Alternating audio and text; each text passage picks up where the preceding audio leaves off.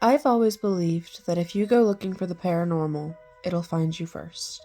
I'm Charlie Haunt, and welcome to Paranormal Storytime, a podcast where I read true and found stories of the strange and see what they stir up from my own past. You're listening to Paranormal Problems. 3 stories, 3 kinds of impossible, and maybe 1 or 2 you've seen or felt yourself. Let's get into it. About 2 years ago, my girlfriend and I had our 3-year anniversary. We had a great dinner in downtown LA, and she had a little surprise for me afterwards. She rented a pool in the Hollywood Hills for us through this app called Swimply. I had never heard of this app, nor would I have ever thought to rent out a pool out of someone's backyard, just not my thing.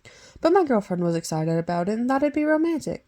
To be honest, though, I really wasn't feeling it. I didn't want to do it, but she had paid a decent amount for it, and I didn't want to be a buzzkill. My intuition told me as we started our drive to the Hollywood Hills, this isn't a good idea multiple times. I had a gut feeling that going up to this house up in the Hollywood Hills just wasn't a good idea. Also, she had this reservation through Swimply for 7:30 to 9:30 p.m. We got out of dinner around 8:30 p.m., so we were going to get to this house late. We get to the house, park, and it's so dark and quiet up in those hills. Didn't see a car pass by us once we got to the hills. Didn't really see anyone out walking, though it is nighttime. In order to get into the backyard, you need a code. We had a code, and we were told that we'd have the backyard to ourselves for 2 hours with no other company. The first thing that weirded me out slightly is that the gate was already open, no code needed, which was odd to me. We get into the backyard, and there's a jacuzzi and a pool. The pool has a tarp on it, though, so we didn't get into it. It was very cold in Los Angeles that night, too, so we just sat in the jacuzzi.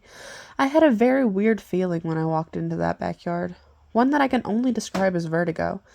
I look into the house a little bit from the backyard and see a couple of lights on, but it's pretty dark. I couldn't tell if anyone was home or not.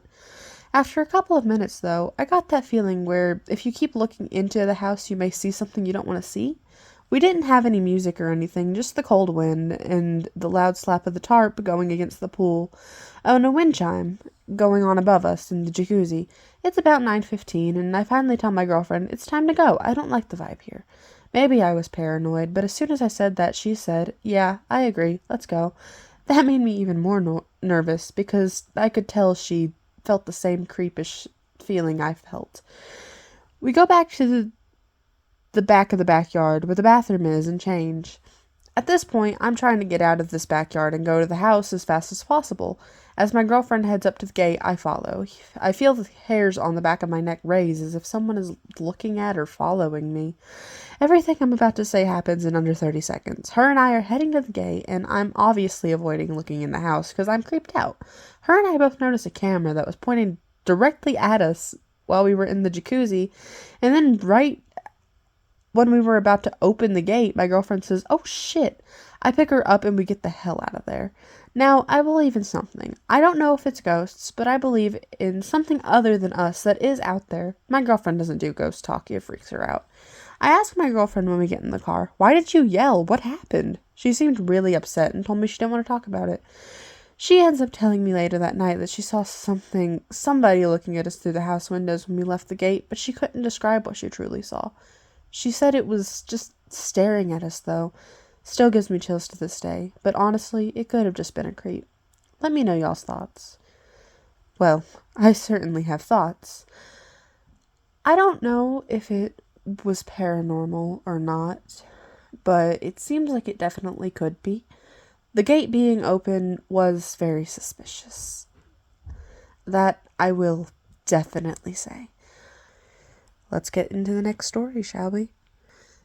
This is my uncle and aunt's story. They still talk about it whenever the family gets together, even after all these years. It happened in 1998 when they had just gotten married and rented a small house on the Lucknow-Kanpur highway, not far from Bandra, around 4 to 5 kilometers from the government office where my uncle worked, and it was near a mango orchard. They didn't really have much back then. 1 scooter, 2 trunks, and some small furniture. The landlord was an old man who lived in the city and said the place used to belong to his late brother. It was a simple single-story house with a front lawn and a big mango tree in the yard. My aunt said she actually liked the tree. It gave shade, and the smell of raw mangoes filled the whole veranda in summer. For the first few weeks, everything was fine. Then, one afternoon, when cleaning an old wooden cupboard that had came with the house, my aunt found a small brass bell, the kind used in temples, but darker, almost blackened with age. It had these tiny inscriptions in the Sanskrit on it. She thought it was unique, so she cleaned it up and kept it on the kitchen shelf. That's when weird stuff began. At first, the bell would just make a faint sound, like ting, ting, even when nobody touched it.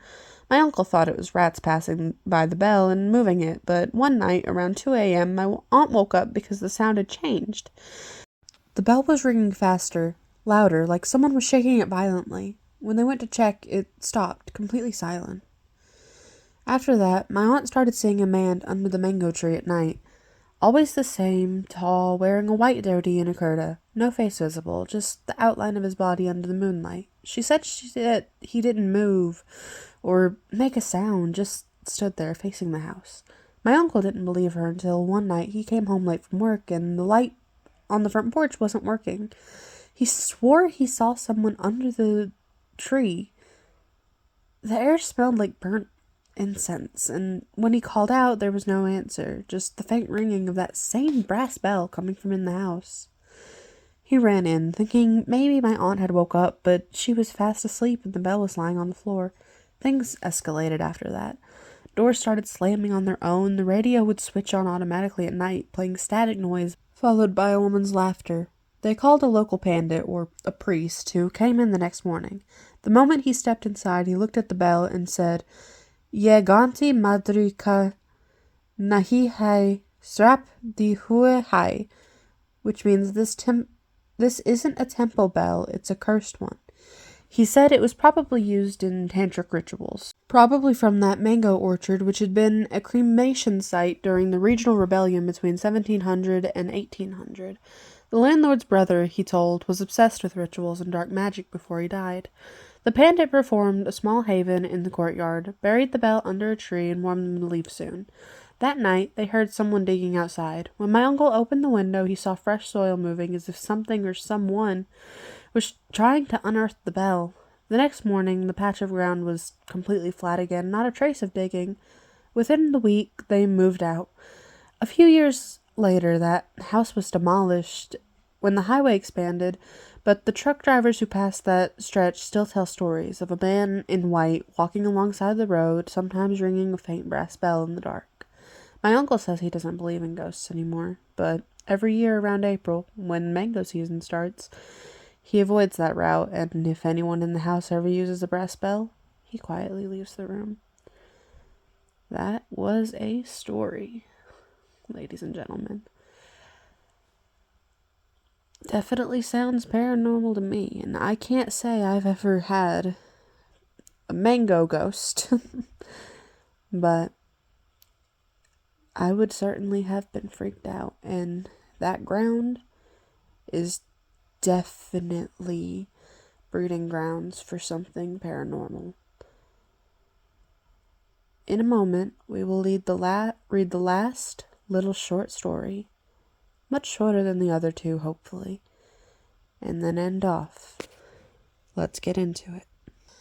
About 20 years ago, I and my 2 children rented an apartment. The apartment was on the top floor of a home built in 1910. After a couple of nights, we settled in for some sleep. I thought I was dreaming about my children playing, but woke up due to their noise. Both were asleep. I tried going back to sleep, but the sounds resumed. Footsteps running across the ceiling, giggling, and laughter. The next day I went to the attic to check out things. Nothing. That night the sound resumed. A few days later I met my downstairs neighbors, so I asked them about it. The whole building was haunted by multiple entities. Their lights would shut off. The sinks would start running, and they'd seen shadow figures, so we just accepted it.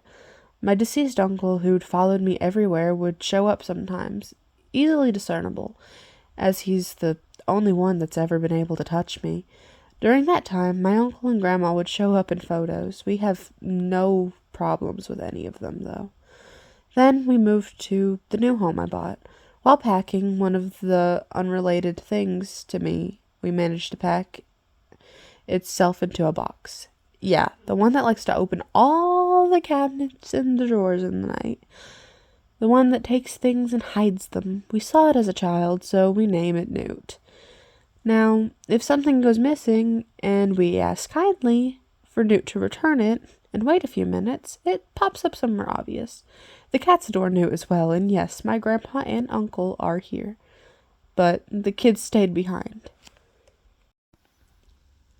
Well, isn't that lovely? You know, not everyone has happy ghost stories. At least they did.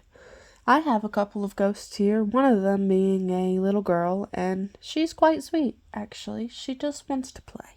That's all for today's dive into the strange and unexplained. Thanks for listening to the podcast where the stories are real, the chills are personal, and the shadows might be closer than you think. Stay curious, stay cautious, and I'll see you next time.